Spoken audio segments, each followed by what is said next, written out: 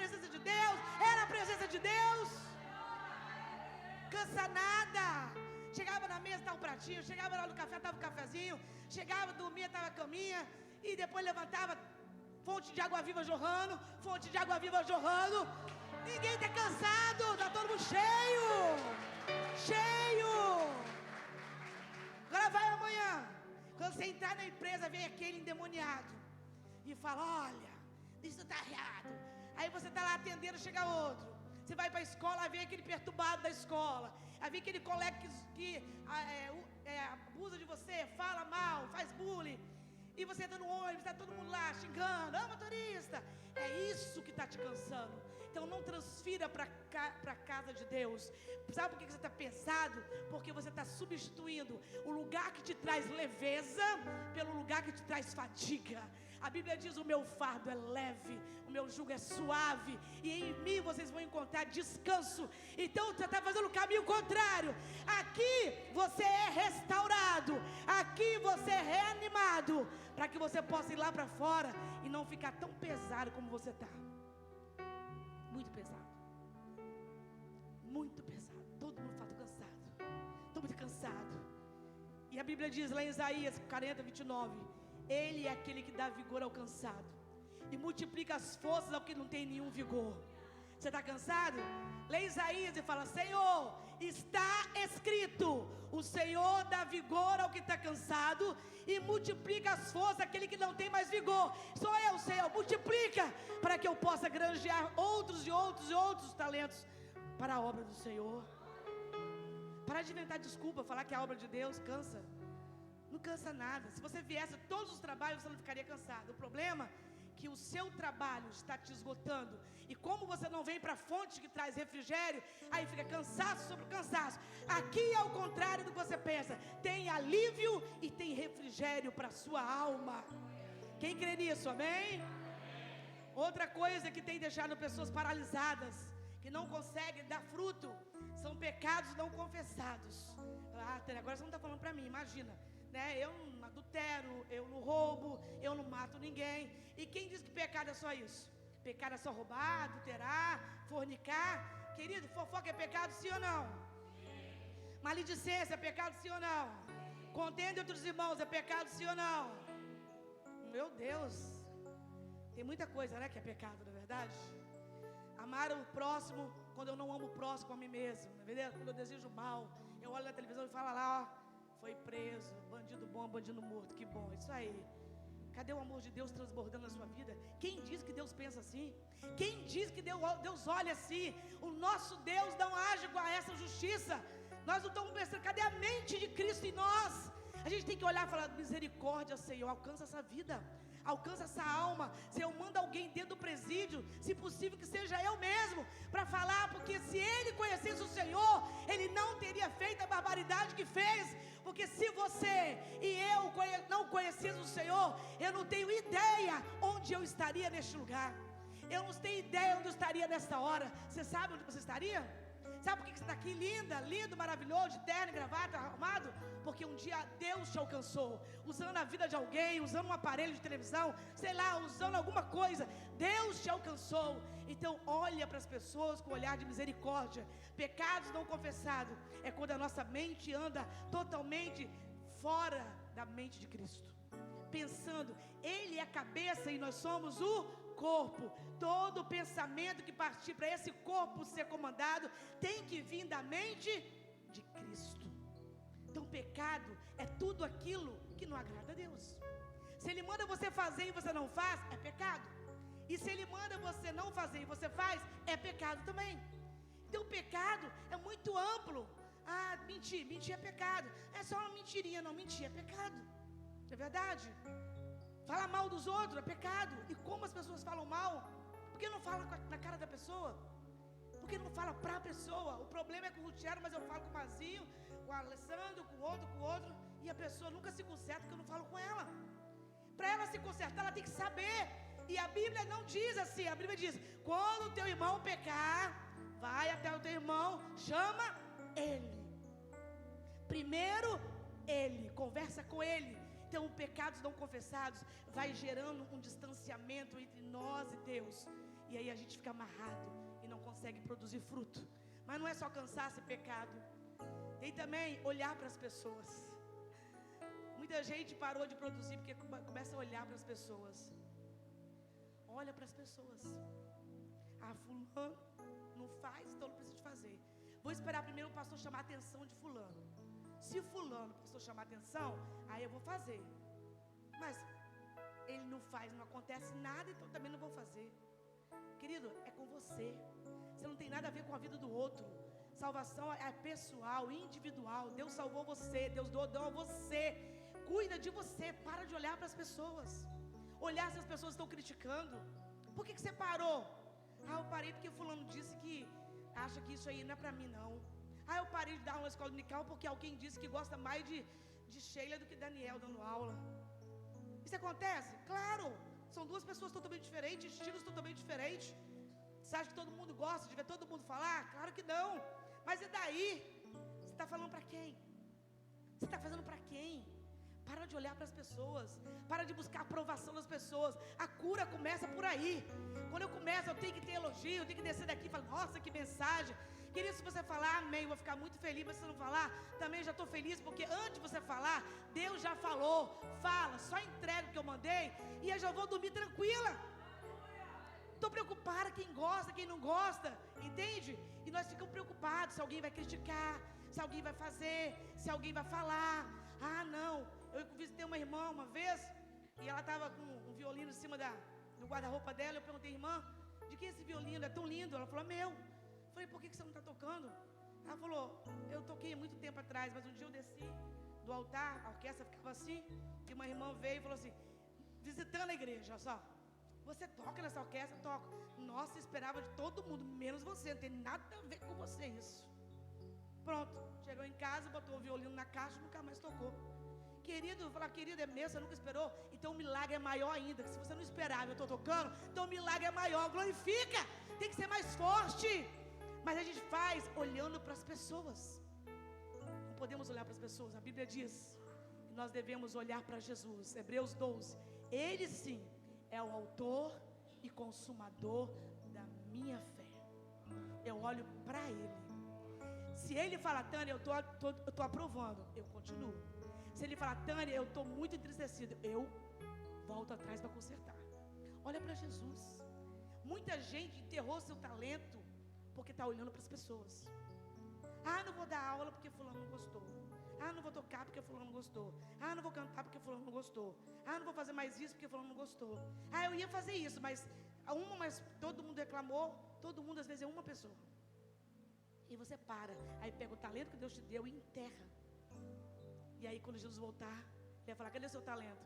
Ah, não fiz porque fulano falava. Eu não quero desculpa.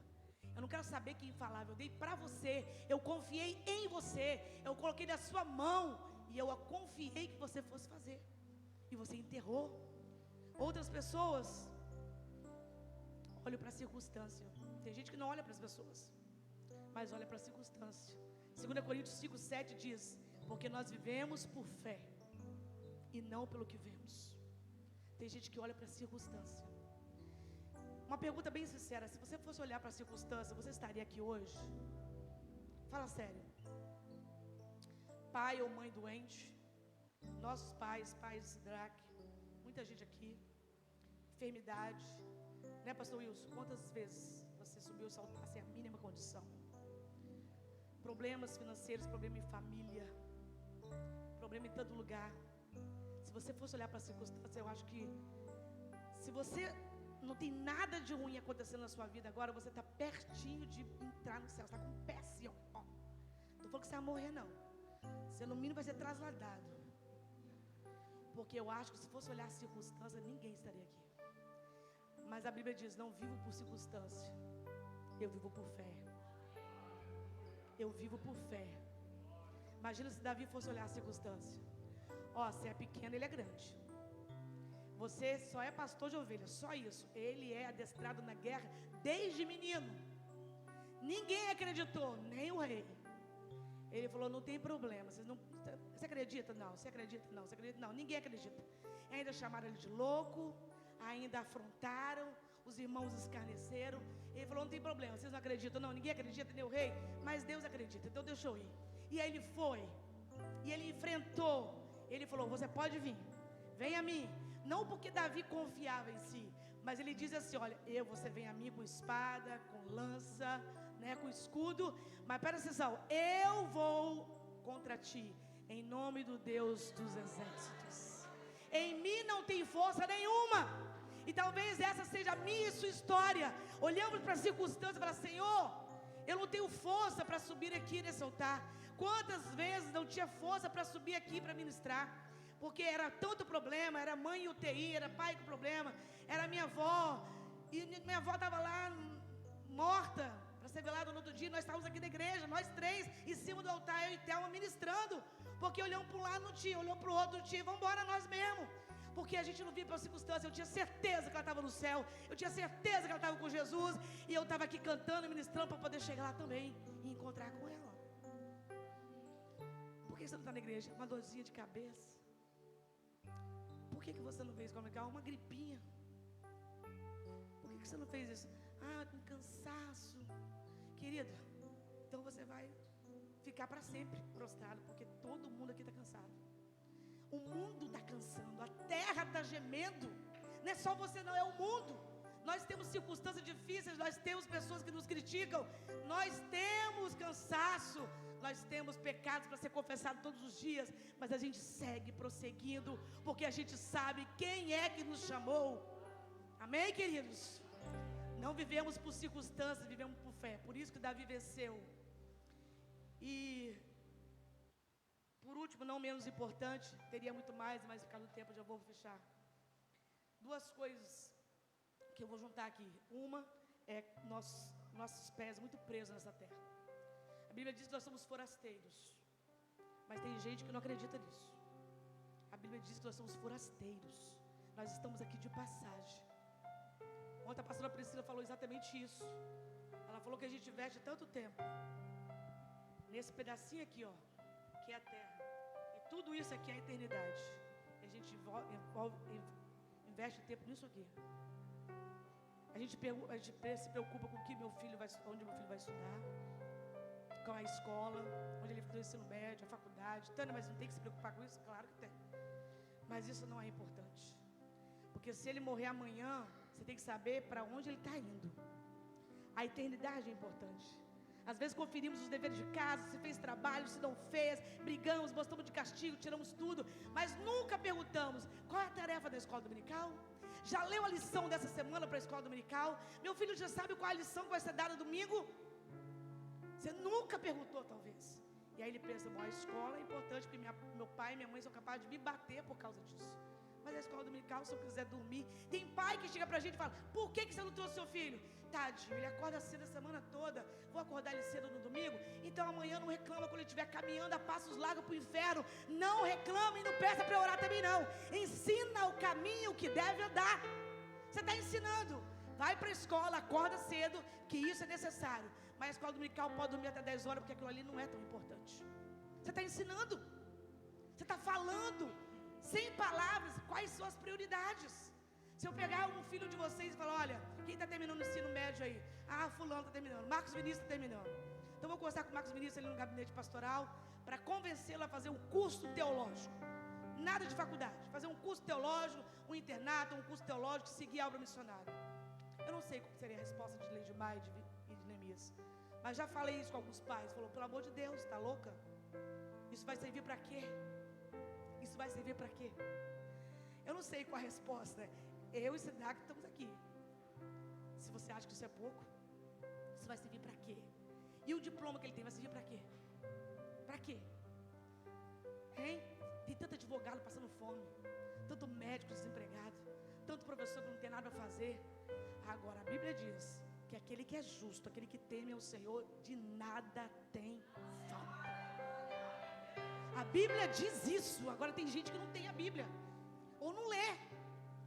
Então eu não sei se você já pensou em investir na vida do seu filho, na vida espiritual, que ele vai chegar na glória. Eu não tenho nada contra a profissão, mas essas são as prioridades. Estão com o pé muito na terra. Então a gente fica tanto com o pé na terra que a gente arranja 1 emprego, 2 empregos, 3 empregos. Aí a gente não vem no culto, não vem na igreja, não vem na escola dominical, não vem nada. Larga todos os ministérios porque agora eu não tenho mais tempo. Tempo eu tenho, só que todo ele está sendo usado para ganhar dinheiro, e o reino de Deus fica de fora. Estou falando alguma mentira? Qual é a primeira coisa que alguém deixa quando arranja alguma coisa lá fora para fazer? O ministério. Eu nunca vi ninguém trocar o contrário. Vou abrir Sidraque, que chegou para mim com a carteira e falou: estou abrindo mão de tudo, vou pedir e vou viver para Deus. Vai viver como? Vou viver. Mas como? Da onde? Deus aprovei. Entregou a carteira e começou a luta, mas estamos aqui, vencemos. Agora a maioria troca aqui por lá. A maioria deixa aqui por causa de lá. Pé ficado na terra. E outros porque tem problemas sérios de ordem emocional. Acreditaram nas mentiras que o diabo usou alguém para falar. Muita gente com doenças emocionais e não consegue. Eu vejo o tempo todo. Eu atendo adolescentes de 15, 16 anos, tudo cortados, sem esperança, todos sangrando, cheios de cicatrizes. Crentes, estou falando de ímpio não, estou falando de crente. Crente, pessoas desesperançosas, pessoas sem fé, sem esperança, sem motivo para viver. Muitas doenças emocionais, ansiedade, depressão, acreditando em mentiras, ou acreditando nos padrões que a sociedade prega. A sociedade diz: você tem que ser assim, assim, assim, você tem que ser visto, tem que ser lembrado, você tem que ser alto, tem que ser loura, tem que ser isso, tem que ser aquilo, tem que ser magra, você tem nada, você tem que estar pronto para ir para o céu. Isso você tem que estar pronto para ir para o céu. O resto é só consequência. Quer ter uma saúde boa, quer fazer uma coisa com mais vitalidade, tudo bem, mas o que você precisa mesmo é de usar os dons e talentos que Deus te deu, granjear outros talentos, receber: vinde bendito do meu Pai, possuir por herança o que está preparado desde a fundação do mundo, porque você foi um servo bom. Agora tem uma palavra dura para aquele que negligencia o que Deus colocou na sua mão. É muito fácil ficar aqui só recebendo, mas alguém está preparando a comida para você comer. Alguém está preparando as pregações, alguém está preparando a lição de escola dominical, alguém está preparando agora o culto infantil. Enquanto você está aqui tranquilo, alguém está. E você vai fazer parte ou não desta obra? Você quer ser um mero ouvinte, espectador, como se fosse um cinema, um teatro? Não é teatro, não é cinema, não é clube. Aqui é corpo de Cristo, igreja do Senhor, onde cada membro bem ajustado frutifica, multiplica e ministra sobre a vida de outros. Você tem que sentir parte desse corpo e falar: eu preciso fazer alguma coisa no corpo de Cristo. Essa história que está cansado não cola para Deus nem para ninguém. Todo mundo está cansado. Desculpa eu ter tirado a sua inocência. Todo mundo aqui está cansado, e muito cansado. Todo mundo algum dia já teve alguém criticando, mas ninguém quis parar para olhar. Esses aqui que continuam fazendo a obra de Deus, está vendo que a coisa está andando? Você chega, tem igreja limpa, tem coisa andando, tem aula, tem dulos, tem exúdios, tem gente tocando, tem aula de teclado. Sabe por que a coisa está girando?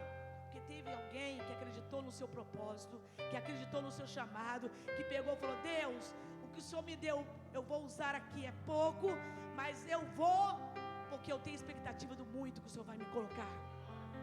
E você? Vai ficar contente só de estar aí sentado? Ah, mas eu sou criança. Deus chama criança. Deus chamou Samuel bem pequeno e deu para ele uma mensagem que Eli nunca conseguiria ouvir. Deus chama criança. Deus chamou Josias para reinar. Deus chama criança. Deus me chamou criança. Ah, mas eu não sei fazer nada. Só para você entender, para finalizar, para você não ter desculpa. Dorcas, ela olhou para a igreja e via um pregando, outro ministrando, outro fazendo uma coisa, outra. E Dorcas pensou: mas eu também sou parte do corpo de Cristo. O que eu vou fazer no corpo de Cristo? Eu não sei fazer nada. É como se o Espírito Santo lembrasse: Dorcas, você costura, lembra? Dorcas, costurar é chique, Dorcas. Tem gente voltando que não sabe nem pregar um botão. Então costurar é chique. E aí Dorcas lembrou, falou: olha, é verdade, eu estou aqui numa cidade portuária, onde as pessoas, os homens saem para pescar, e por causa das embarcações ruins daquela época, eles morrem às vezes, e ficam muitas viúvas e órfãos. Eu vou começar a costurar roupinhas para eles ir para a igreja. E começou a fazer roupinha para eles ir para a igreja. Começou a fazer roupinha para as viúvas, para os órfãos. E quando Dorcas morreu, o pessoal arranjou um chororô, Começou a chorar, a chorar, a chorar. Então vamos enterrá-la. Não vamos. Manda chamar Pedro, porque essa mulher não pode morrer. E não foi porque quem vai pregar? Quem é que vai cantar a partir de hoje? Né? Quem é que vai dar aula no EBD? Quem é que vai dar as palestras? Não era por isso. É porque ela fazia roupas lá dentro da sua sala de costura. Ela fazia roupas. E quando as crianças entravam na igreja, imagina o prazer, a alegria. As mães entrando, ela falava, olha as roupinhas, todo mundo vestido. Estava fazendo a obra de Deus com o que Deus deu para ela. Ah, eu não sei fazer nada, faz umas roupinhas. Vende aqui, ó, no bazar, vende para a igreja, manda dinheiro para missões. Faz bolsinhas, vende para missões. Faz chaveiro, sei lá, faz qualquer coisa, mas usa o dom que Deus te deu. Ah, eu sei dar aula, então dá aula. Abre uma classe aqui do lado, fica tudo desocupado aqui, ó. Dá aula, cobra um valor irrisório, dá para missões, oferta para missões. Usa o seu dom. Eu não tenho dinheiro porque eu não trabalho, então usa o seu trabalho, o que você sabe fazer, sabe cortar, sabe desenhar, sabe dar aula, sabe tocar. Vai lá, dá uma aula aqui do lado, o dinheiro que entrar está aqui, ó, é para missões. E o Senhor vai falar, está usando os dons que eu dei para granjear outros e outros e outros talentos. Amém, queridos? E a palavra, eu termino dizendo, portanto, meus amados irmãos, sede firmes e constantes, sempre abundantes na obra do Senhor, sabendo que no Senhor o vosso trabalho não é vão. Não é porque Deus recompensa, valoriza, vai dizer, também Ele vai recompensar. Mas está dizendo o seguinte, assim como Jesus veio na terra, sofreu tudo, sofreu amargura, sofreu injúria, sofreu perseguição, mataram Ele, mas Ele foi até o final na sua missão, porque Ele sabia qual era o seu propósito.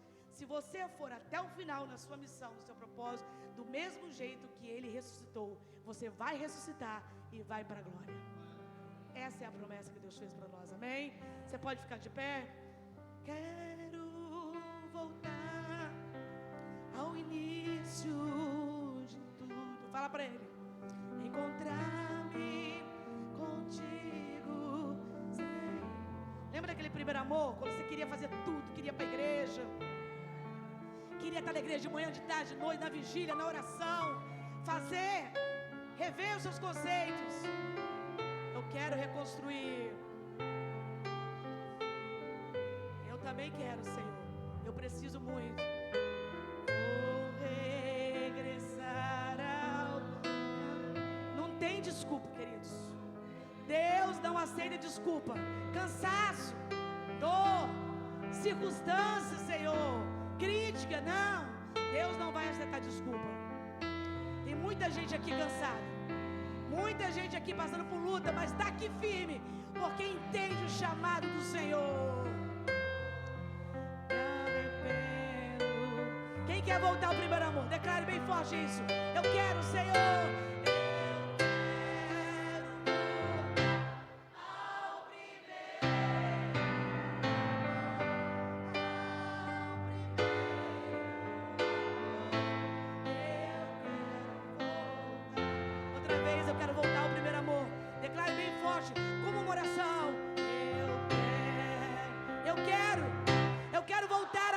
As primeiras obras.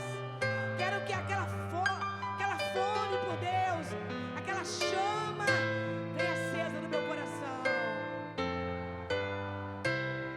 Deus, tem misericórdia do teu povo. Aqui está a tua igreja. Eu sei que o Senhor falou e ministrou nesta noite. Senhor, em nome de Jesus, tira, Deus, toda rebeldia. Tira, Senhor Deus, tudo aquilo que tem atrapalhado, Pai, o nosso desenvolvimento pessoal e espiritual. Deus, o Senhor não salvou a gente para ficar sentado nessas cadeiras. O sangue de Jesus foi muito precioso. A morte foi muito violenta. Foi morte de cruz. Tinha um propósito, a minha salvação. Mas não era só para eu ser salvo sozinho, não. Viver de forma egoísta. Mas é para que eu pudesse granjear outras e outras e outras vidas, para que eu pudesse colocar em prática aquilo que o Senhor colocou nas minhas mãos, porque o Senhor confiou. Se eu tenho um dom, seja ele qual for, Pelo menos um eu tenho certeza que tenho pela sua palavra. Talvez eu tenha 2, talvez eu tenha 5. E se o Senhor me deu 5, o Senhor vai me dar capacidade